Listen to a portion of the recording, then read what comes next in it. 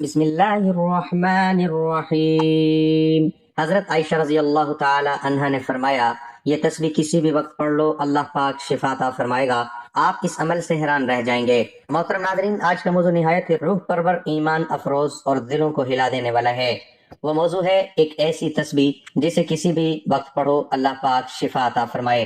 یہ بات ہمیں کس نے سکھائی؟ یہ کوئی عام بات نہیں، بلکہ یہ تعلیم ہمیں ام المؤمنین حضرت عائشہ رضی اللہ عنہما سے ملتی ہے۔ میرے بھائی اور بہنوں، ہم سب اس دنیا میں مختلف آزمائشوں سے گزر رہے ہیں۔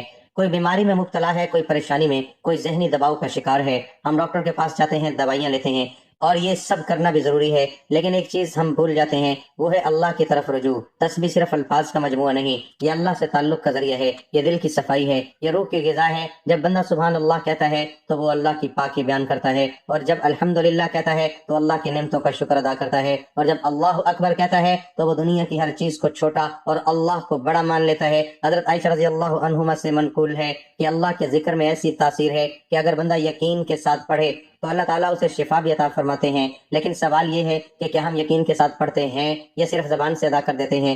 آج ہم تسبیح پڑھتے ہیں لیکن دل کہیں اور ہوتا ہے، زبان چل رہی ہوتی ہے مگر دل سویا ہوتا ہے۔ یاد رکھیں، اللہ دلوں کے حال کو دیکھتا ہے، صرف الفاظ کو نہیں۔ میرے عزیزو، سوچئے، ایک انسان بیمار ہے، ڈاکٹر جواب دے چکے ہیں، لیکن وہ رات کے اندھیرے میں اٹھتا ہے، وضو کرتا ہے اور اللہ کو پکارتا ہے، یا اللہ تو ہی شفا دینے والا ہے، اور پھر وہ تسبیح پڑھتا ہے، آنکھوں سے آنسو بہتے ہیں، دل ٹوٹ کر اللہ کے سامنے جھک جاتا ہے، اور پھر اللہ کی رحمت حرکت میں آتی ہے۔ یاد رکھیں، تسبیح میں اثر تب آتا ہے جب دل میں یقین ہو، زبان میں اخلاص ہو۔ آج سے ہم ایک چھوٹا سا عمل شروع کریں۔ میرے بھائیو، ہم دنیا کے دروازے پر دستک دیتے ہیں لیکن کبھی اللہ کے دروازے پر سچے دل سے نہیں جاتے۔ وہ رب جو ماں سے 70 گنا زیادہ محبت کرتا ہے، کیا وہ اپنے بندے کو خالی لوٹائے گا؟ ہرگز نہیں۔ فیصلہ آپ کا ہے۔ آج فیصلہ کریں کہ ہم صرف دنیا کے سہاروں پر رہیں گے یا اللہ کی تسبیح کو اپنی طاقت بنائیں گے۔ یاد رکھیں، تسبیح صرف مشکل کے وقت کے لیے نہیں بلکہ ہر وقت کے لیے ہے۔ جو شخص اللہ کو خوشی میں یاد کرتا ہے، اللہ اسے غم میں یاد رکھتا ہے۔ اللہ تعالیٰ ہمیں سچی تسبیح کرنے والا بنا دے، ہمیں کامل یقین عطا فرمائے، اور ہمیں ہر بیماری، ہر پریشانی سے شفا عطا فرمائے۔ آمین یا رب العالمین۔ محترم ناظرین، اگر آپ کسی بھی وقت اس تسبیح کو 7 مرتبہ سچے دل سے پڑھ لیں تو انشاءاللہ شفا یابی ہوگی، چاہے وہ کوئی خطرناک مرض ہو، چاہے لا علاج ہو، چاہے وہ کینسر ہو، شوگر ہو یا پھر بلڈ پریشر ہو، یا کوئی بھی بیماری کیوں نہ ہو۔ رسول پاک صلی اللہ علیہ وسلم کے بتائے ہوئے ان مختصر کلمے میں اتنی برکت ہے کہ اللہ تعالیٰ کی رحمت سے جسم سے ہر بیماری کو نکال کر انسان کو مکمل تندرست کر دیا جاتا ہے۔ محترم عزیزو، کسی بھی وقت صرف 7 مرتبہ ان کلمات کو پڑھ لینا اور اللہ تعالیٰ کی بارگاہ میں یقین کے ساتھ دعا مانگنا، انشاءاللہ آپ کی زندگی میں کوئی بھی سخت سے سخت بیمار ہو، شفا ملے گی۔ ان کلمات کی تاثیر اس قدر زبردست ہے کہ انسان حیران رہ جاتا ہے کہ اتنے چھوٹے الفاظ میں اتنی بڑی تاثیر کیسے ممکن ہے۔ یہ کلمات بہت طاقتور ہیں، ان کو اپنی زندگی میں ایک بار ضرور پڑھ لیں تاکہ آپ پر اللہ تعالیٰ کی خاص رحمت نازل ہو جائے اور جسم سے ہر قسم کی بیماری کا خاتمہ ہو جائے۔ یہ کلمات انسان کو نہ صرف بیماریوں سے محفوظ رکھتے ہیں بلکہ دل کو سکون عطا کرتے ہیں اور روح کو تازگی بخشتے ہیں۔ ان کلمات کو پڑھنے والا اللہ تعالیٰ کی شفا کا حقدار بن جاتا ہے، اور وہ بیماری جو انسان کو برسوں سے تنگ کر رہی ہوتی ہے وہ چند دنوں میں ختم ہو جاتی ہے۔ محترم عزیزو، نبی پاک صلی اللہ علیہ وسلم کی عمر مبارک جب 7 برس کی ہوئی تو آپ صلی اللہ علیہ وسلم کی آنکھوں میں تکلیف ہونے لگی۔ آپ کے دادا حضرت عبد المطلب نے مختلف علاج کرائے مگر کوئی فائدہ نہ ہوا، آنکھوں کی تکلیف بڑھتی گئی، اور حضرت عبد المطلب بے حد پریشان ہوئے کہ آخر کیا کریں، کیا طریقہ اپنایا جائے، کیونکہ ہر دوا اور علاج ناکام ہو چکے تھے۔ اسی پریشانی کے عالم میں ایک جاننے والے نے حضرت عبد المطلب سے کہا، اے سردار مکہ، فکر نہ کریں، مکہ مکرمہ کے قریب ایک بازار ہے، اور اس بازار کے ساتھ ایک طبیب کا وہ گھر ہے جو نہایت قابل ہے، وہ دوا بھی دیتا ہے اور دم بھی کرتا ہے۔ اللہ تعالیٰ کے کرم سے جو بھی اس کے پاس جاتا ہے شفا پا لیتا ہے۔ ہم نے خود کئی مرتبہ اسے آزمایا ہے۔ حضرت عبد المطلب نے جب یہ سنا تو دل خوش ہو گیا اور فوراً نبی پاک صلی اللہ علیہ وسلم کو لے کر اس طبیب یعنی راہب کے پاس روانہ ہو گئے۔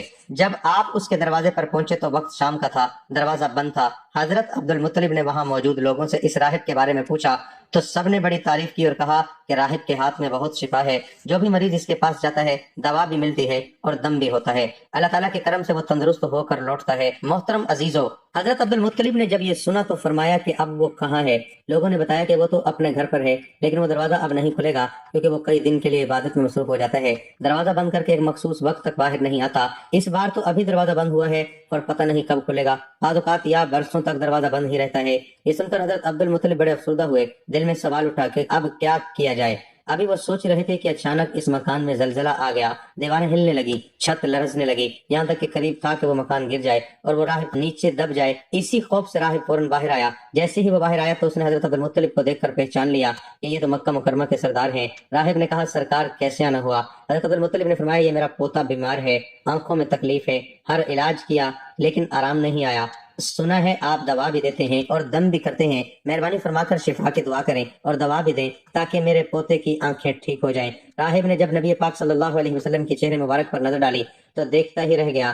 پھر وہ اندر گیا، غسل کیا، پاکیزہ لباس پہنا، خوشبو لگائی اور اپنے کمرے سے ایک پرانی آسمانی کتاب نکال کر لایا اور نبی پاک صلی اللہ علیہ وسلم کے چہرے انور کو غور سے دیکھنے لگا۔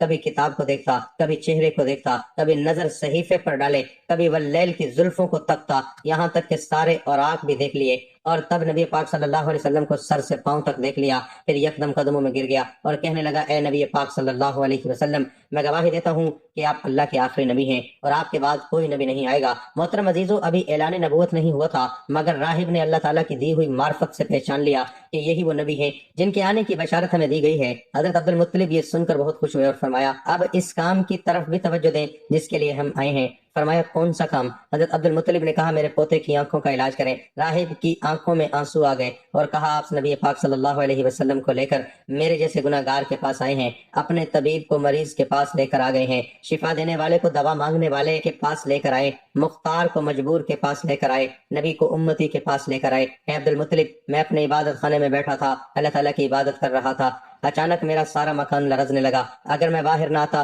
تو مکان کے نیچے آ کر دب جاتا۔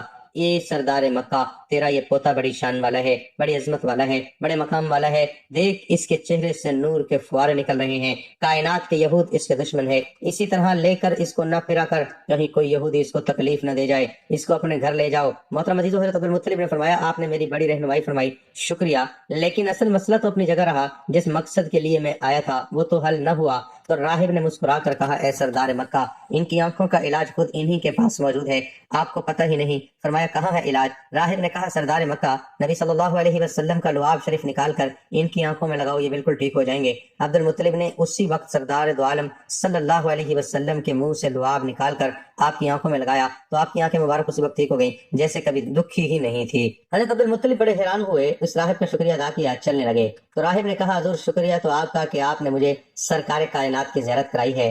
حضرت عبد المطلب نے فرمایا کہ راہب صاحب آپ کا دم بہت مشہور ہے، سنا ہے کہ آپ جس کو بھی دم کرتے ہیں وہ مریض اسی وقت ٹھیک ہو جاتا ہے، وہ دم کیا کرتے ہیں، وہ الفاظ کیا پڑھتے ہیں کہ جن میں اللہ نے اتنی تاثیر رکھ دی ہے؟ راہب مسکرا پڑا اور کہا حضور جب مریض میرے پاس آتا ہے تو میں اللہ تعالیٰ کی بارگاہ میں ہاتھ اٹھا کر کہتا ہوں یا اللہ تجھے آخری نبی کی عظمت کی قسم، تجھے اس کے پیار کا واسطہ، اس کی محبوبیت کا واسطہ اس بیمار کو شفا دے دے۔ پھر میں مریض پر دم کرتا ہوں، اللہ تعالیٰ بیمار کو شفا دے دیتے ہیں۔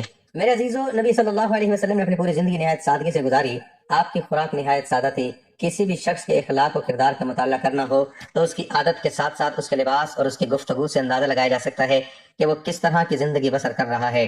نبی صلی اللہ علیہ وسلم حکمران ضرور تھے لیکن اس کے ساتھ ساتھ آپ نہایت متواضع تھے۔ آپ کی خوراک اتنی کم اور سادہ تھی کہ حضرت انس رضی اللہ تعالیٰ عنہ فرماتے ہیں کہ نبی صلی اللہ علیہ وسلم کے ہاں کبھی گوشت اور روٹی کا کھانا صبح و شام دو وقت موجود نہیں تھا، ہاں لیکن جب مہمان آتے تو ایسا ممکن ہوتا، یعنی دونوں وقت کھانا موجود ہوتا۔ مہمانوں کے حوالے سے نبی صلی اللہ علیہ وسلم کی تعلیمات کو پڑھ کر آگے بڑھتے ہیں۔ نبی صلی اللہ علیہ وسلم نے فرمایا جو شخص اللہ تعالیٰ اور یوم آخرت پر ایمان رکھتا ہے اسے چاہیے کہ وہ مہمان کی عزت افزائی کرے۔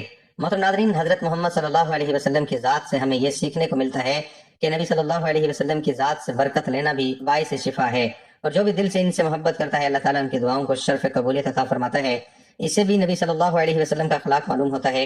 نبی صلی اللہ علیہ وسلم مہمانوں کو بہت زیادہ عزت کرتے تھے۔ ام المومنین حضرت عائشہ صدیقہ رضی اللہ تعالیٰ عنہ فرماتی ہیں کہ آل محمد صلی اللہ علیہ وسلم نے کبھی لگاتار 2 دن جو کی روٹی سیر ہو کر نہیں کھائی حتیٰ کہ نبی صلی اللہ علیہ وسلم وصال پا گئے۔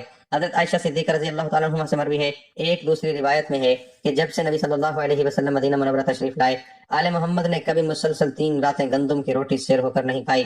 محترم عزیزو، یہ فکرہ سن کر دل لرز اٹھتا ہے کہ جس ہستی کے صدقے ہمیں رزق نصیب ہو رہا ہے، جس نبی کے طفیل ہمیں ہر نعمت ملی ہے، اسی نبی صلی اللہ علیہ وسلم نے پوری زندگی سادہ کھانے پر قناعت کی، کبھی پیٹ بھر کر نہ کھایا، کبھی تقاضا نہ کیا، کبھی شکوہ نہ کیا، بلکہ اللہ کا شکر ادا کرتے رہے اور بھوکے رہ کر بھی دوسروں کا خیال کرتے رہے۔ نبی صلی اللہ علیہ وسلم کی سیرت میں ہمیں صبر ہے، قناعت بھی ملتی ہے، برداشت بھی، اور عاجزی کا سمندر بھی۔ ہمیں وہ لمحات بھی یاد آتے ہیں جب کئی دن گھر میں چولہا نہیں جلتا تھا، حضرت عائشہ صدیقہ رضی اللہ تعالیٰ عنہ فرماتی ہیں کبھی 3 دن مسلسل گھر میں کھانا پکا ہی نہیں، اور اگر کچھ آتا بھی تو صرف کھجور اور پانی پر گزر ہوتا۔ نبی صلی اللہ علیہ وسلم کو جب کچھ عطا کیا جاتا تو وہ خود اپنے لیے بچانے کے لیے بجائے امت پر لوٹا دیتے، کبھی کسی فقیر کو خالی نہ لوٹاتے، کبھی کسی حاجت مند کو مایوس نہ کرتے۔ حضرت جابر رضی اللہ تعالیٰ عنہ فرماتے ہیں کہ نبی صلی اللہ علیہ وسلم سے جب بھی کسی نے کچھ مانگا آپ نے انکار نہیں فرمایا۔ محترم عزیزو، آپ صلی اللہ علیہ وسلم کا اخلاق نہایت بلند تھا۔ آپ صلی اللہ علیہ وسلم نے کبھی کسی کو حقیر نہیں سمجھا، نہ غلاموں کو، نہ یتیموں سے بے رخی برتی، بلکہ ہر کسی کو عزت دی، محبت دی، شفقت دی، اور یہی وہ خصلت تھی جس نے سخت دلوں کو بھی موم کر دیا، جس نے دشمنوں کو بھی دیوانہ بنا دیا۔ حضرت انس رضی اللہ تعالیٰ عنہ فرماتے ہیں کہ میں نبی صلی اللہ علیہ وسلم کی خدمت میں 10 سال رہا، کبھی آپ نے مجھے اف تک نہ کہا، کبھی کوئی شکوہ نہ کیا، کبھی یہ نہ فرمایا کہ یہ کام کیوں کیا، یہ کیوں نہیں کیا۔ نبی صلی اللہ علیہ وسلم کا چہرہ مسکراتا تھا، نرم لہجہ، نرم مزاجی اور محبت بھرا انداز آپ کی ہر بات کو دل میں اتار دیتا تھا۔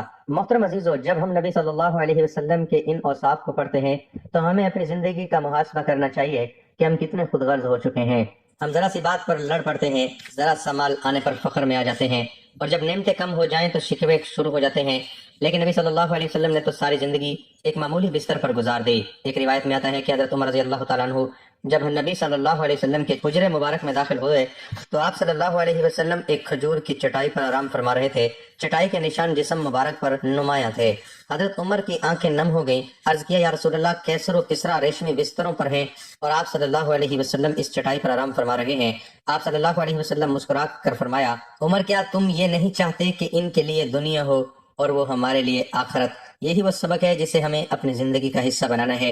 ہم دنیا کے مال پر نہ اترائیں، نہ کسی کو حقیر جانیں، نہ کسی سے بے رخی کریں، بلکہ عاجزی اختیار کریں، شکر کریں، قناعت کریں اور محبت بانٹیں۔ میرے عزیزو، اگر نبی صلی اللہ علیہ وسلم بھوکے رہ کر بھی مسکراتے تھے تو ہمیں بھی اپنی چھوٹی چھوٹی محرومیوں پر شکایت نہیں کرنی چاہیے۔ اگر نبی صلی اللہ علیہ وسلم نے بھی کبھی کسی سے بدلہ نہیں لیا تو ہمیں بھی معاف کرنا چاہیے۔ اگر نبی صلی اللہ علیہ وسلم نے سب سے زیادہ دوسروں کی فکر کی تو ہمیں بھی دوسروں کے لیے جینا سیکھنا چاہیے۔ یہی سیرت طیبہ ہے، یہی اصل مقام ہے، یہی اصل عشق ہے کہ ہم نبی صلی اللہ علیہ وسلم کی زندگی کو پڑھیں، سمجھیں اور اپنائیں۔ ارشاد فرمایا، میرا دنیا سے کیا تعلق، دنیا میں میری مثال تو اس مسافر جیسی ہے جو تھوڑی دیر کے لیے کسی درخت کے سائے تلے ٹھہرتا ہے پھر اسے چھوڑ کر اپنا راستہ لیتا ہے۔ جان لیجیے یہ کلمات بہت بابرکت ہیں، بالکل اسی طرح جیسے یہ دن برکت والے ہیں اور رحمت والے ہیں۔ اللہ پاک نے ان کلمات میں بہت زیادہ شفا رکھی ہے۔ جو بھی شخص کسی ایسی بیماری میں مبتلا ہو جس کا وہ بار بار علاج کروا کر تھک چکا ہو اور اب بھی اسے شفا نہ مل رہی ہو تو وہ ان کلمات کو ضرور اپنائے، انشاءاللہ اللہ پاک اسے ہر بیماری سے شفا عطا فرمائے گا۔ وہ کلمات یہ ہیں، لا حول ولا قوت الا باللہ العلی العظیم۔ آپ نے ان کلمات کو کسی بھی وقت 7 مرتبہ پڑھنا ہے، لیکن اس سے پہلے اول و آخر 1 مرتبہ درود پاک پڑھنا ہے، اور اس کے بعد تعوذ اور تسمیہ یعنی اعوذ باللہ من الشیطان الرجیم بسم اللہ الرحمن الرحیم بھی پڑھ لینا ہے۔ اس کے بعد یہ کلمات 7 مرتبہ ادا کرنے ہیں۔ جب یہ 7 مرتبہ مکمل ہو جائیں تو پھر آپ نے لا الہ الا اللہ کی ایک تسبیح مکمل کرنی ہے، یعنی اس انگلیوں پر گن کر یا تسبیح کے دانوں پر پورے 100 مرتبہ پڑھنا ہے۔ جب آپ آخری دفعہ پڑھیں تو 7 محمد رسول اللہ پڑھیں تاکہ آپ کی تسبیح پوری ہو جائے۔ جب یہ تسبیح مکمل ہو جائے تو آخر میں دوبارہ اتنی ہی مرتبہ درود پاک پڑھ لینا ہے جتنی آپ نے ابتدا میں پڑھا تھا۔ محترم عزیزو، جو بھی سخت سے سخت بیماری ہو، لا علاج مسئلہ ہو، کوئی ایسی پریشانی ہو جو حل ہونے کا نام نہ لے رہی ہو تو یہ عمل ضرور کریں، انشاءاللہ اللہ پاک آپ کو ان کلمات کی برکت سے فوری شفا عطا فرمائے گا اور آپ کے دل کو سکون ملے گا۔ محترم عزیزو، یہ کلمات صرف 7 مرتبہ کسی بھی وقت پڑھ لینے ہیں، اول و آخر 1 مرتبہ درود پاک پڑھنا ہے، انشاءاللہ اس عمل کی برکت سے آپ شفا یاب ہو جائیں گے۔ ناظرین، ایک مرتبہ پھر آپ کو عمل کا طریقہ کار سمجھا دیتا ہوں۔ سب سے پہلے آپ نے حضور پاک صلی اللہ علیہ وسلم کی ذات اقدس پر درود پاک پڑھنا ہے۔ درود پاک آپ کوئی سے بھی پڑھ سکتے ہیں، لیکن درود ابراہیمی کی فضیلت زیادہ ہے، اس لیے آپ نے درود ابراہیمی پڑھنا ہے۔ اور ایک بار ثواب کی نیت سے میرے ساتھ درود پاک پڑھ لیں۔ اللہم صلی علی محمد وعلی آل محمد کما صلیت علی ابراہیم وعلی آل ابراہیم انک حمید مجید۔ اللہم بارک علی محمد وعلی آل محمد کما بارکت علی ابراہیم وعلی آل ابراہیم انک حمید مجید۔ درود پاک پڑھنے کے بعد آپ نے 1 مرتبہ اعوذ باللہ من الشیطان الرجیم اور بسم اللہ الرحمن الرحیم پڑھ کر 7 مرتبہ آپ نے یہ کلمات پڑھنے ہیں، لا حول ولا قوت الا باللہ العلی العظیم۔ جب آپ 7 مرتبہ یہ کلمات پڑھ لیں تو آپ نے ایک مکمل تسبیح لا الہ الا اللہ کی پڑھنی ہے، مکمل سودانے والی تسبیح ہاتھوں پر گن کر پڑھ لیں یا تسبیح کے دانوں پر۔ جب آپ نے 99 دفعہ لا الہ الا اللہ پڑھ لیں تو آخری دفعہ آپ نے پورا کلمہ پڑھنا ہے، لا الہ الا اللہ محمد رسول اللہ، اور اس کے بعد آپ نے پھر دوبارہ درود پاک پڑھنا ہے جو آپ نے شروع میں پڑھا تھا۔ اللہ والو، آج کا وظیفہ اور عمل آپ کو بتایا گیا ہے، یہ صرف بیماریوں سے شفا کے لیے نہیں بلکہ زندگی کے ہر پہلو میں اللہ پاک کے خاص انعامات کو حاصل کرنے کا ایک ذریعہ ہے۔ یہ وہ طاقتور کلمات ہیں جن میں اللہ پاک نے جسمانی جسمانی بیماریوں کے ساتھ ساتھ روحانی بے چینی کے لیے بھی شفا رکھی ہے۔ ان کلمات کو جو شخص دل سے پڑھے گا اللہ پاک اس کے دل کو سکون عطا فرمائیں گے اور اس کے جسم کو ہر قسم کی تکلیف سے محفوظ رکھیں گے۔ یہ عمل نہ صرف عام بخار، درد اور جسم کی کمزوری، بلڈ پریشر، شوگر جیسے امراض میں مفید ہے، بلکہ جن بیماریوں کو ڈاکٹر لا علاج کہہ دے جیسے کہ کینسر، دل کی تکلیف، گردوں کی خرابی، سانس کی بیماری یا دمے کی شکایت، ان سب کے لیے بھی یہ عمل عرش الہی سے شفا بن جاتا ہے۔ اللہ پاک کے فضل سے یہ کلمات پڑھنے والے کو ایسی طاقت ملتی ہے کہ وہ بیماریوں کا مقابلہ صبر اور حوصلے سے کرتا ہے اور اللہ پاک جلد شفا عطا فرما دیتا ہے۔ یہ عمل صرف بیماریوں تک محدود نہیں بلکہ اس کی برکت سے رزق میں خوشحالی آتی ہے۔ جو لوگ قرضوں میں ڈوبے ہوتے ہیں، جو رزق کی تنگی کا شکار ہوتے ہیں، جو چاہتے ہیں کہ ان کے گھروں میں خیر و برکت ہو، تو وہ اس عمل کو اپنی زندگی کا حصہ بنا لیں۔ انشاءاللہ گھر میں خوشحالی آ جائے گی، میاں بیوی میں محبت پیدا ہوگی، اولاد فرما بردار بن جائے گی اور گھر جنت کا نمونہ بن جائے گا۔ جو شخص عصر کے بعد یہ کلمات پڑھے گا اس کے رزق کے دروازے کھلیں گے، کاروبار میں ترقی ہوگی، بے برکتی ختم ہوگی اور دل کو روحانی سکون حاصل ہوگا جو مال و دولت سے نہیں ملتا۔ ان کلمات کو پڑھنے سے دل مضبوط ہوتا ہے اور ہر قسم کے وسوسوں، خوف اور فکر، بیماریوں سے نجات ملتی ہے۔ اور اب ہم دعا کرتے ہیں کہ اللہ پاک جو بھی یہ کلمات پڑھے اسے شفا عطا فرما، اس کے رزق میں برکت دے، اس کے دل کو سکون دے، اس کے گھر کو جنت بنا دے اور اس کی اولاد کو اس کے لیے صدقہ جاریہ بنائے۔ یا اللہ ہمارے گناہوں کو معاف فرما اور ہمیں ان کلمات کی برکت سے دنیا اور آخرت میں کامیابی عطا فرما۔ محترم عزیزو، آپ سے گزارش ہے کہ اللہ رب العزت کے 99 بابرکت ناموں میں سے ایک نام حصول برکت اور ثواب کے لیے کمنٹ میں تحریر فرما دیں۔ اللہ رب العزت ہم سب کا حامی ناصر ہو، آمین۔